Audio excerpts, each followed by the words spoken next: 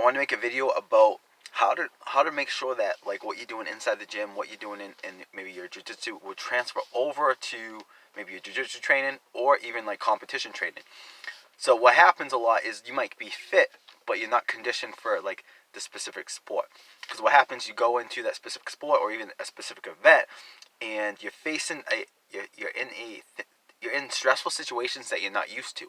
And the thing about stress is it alters our technique, how we think, our form, all these things. So when we're not ready for that, sometimes the technique goes out the window. We don't perform as well, and we're not used to the stress.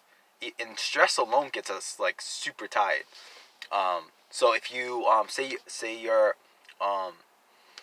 grappling a lot in your gym, you feel like you're pretty good. You enter competitions, all of a sudden you're not used to the stressful situations of maybe the crowd noise, maybe the pressure that everyone's looking at you, maybe the fast pace, because when you grapple in a tournament, the pace and the intensity is on a whole different level than what you probably do on your class. And plus you're comfortable with your classmates. So there's a lot of stress in that, and that affects a couple things. That gets us more tired. It's going to get you more winded, especially if you're not used to that.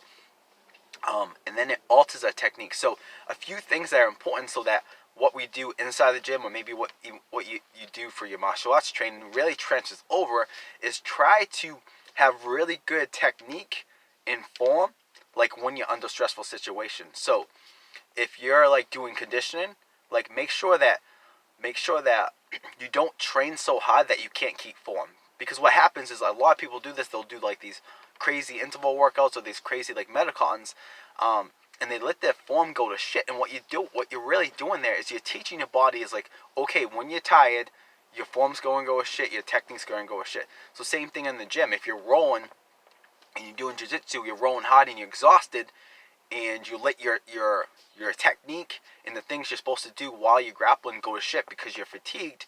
Like, guess what? You're teaching your body to have really bad technique and really bad form when you get stressed, when you get fatigued. So then if you enter some type of competition, what do you think you're going to do when you're stressed and when you're tired? You're not going to have as good technique as you do have in the gym, and your performance isn't going to be the same. So if you want performance that really transfers, part of conditioning isn't just the fitness part, but it's getting your body used to and training in these stressful situations. And then when you train in those stressful situations, get awesome at keeping your technique the best you can.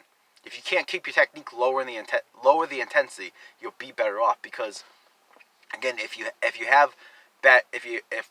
when you're tired you have bad technique, you're not going to accomplish much. So make sure that when you're tired and you're exhausted, you focus on great technique, even if you have to go at a slower pace. Good technique when you're really tired is more important than bad technique and maybe going a little faster. All right, and that's going to completely improve your conditioning and improve your how you perform when you're in those stressful situations. And one more thing along these same lines is like, if you're doing a competition, or even if you're strength training, or you're doing exercises in the gym that you want to transfer over to jiu-jitsu, try to mimic some of the stuff. So if you can mimic the stress, if you can mimic like loud noises, if you can mimic the certain movements that you're going to do, also if you can mimic the cardio that's going to take. Okay, so what I mean by that is, like, with certain sports, certain activities, they involve different energy systems. So for example, if you're a football lineman, you're mainly going to use quick burst energy systems, and then use your aerobic system to recover. So when in the gym, you want to use those energy systems. So MMA and grappling is really kind of out there. So you want to do some aerobic training, because there's a lot of aerobic training in MMA and grappling. But you also want to use some higher intensity training methods, such as interval training, or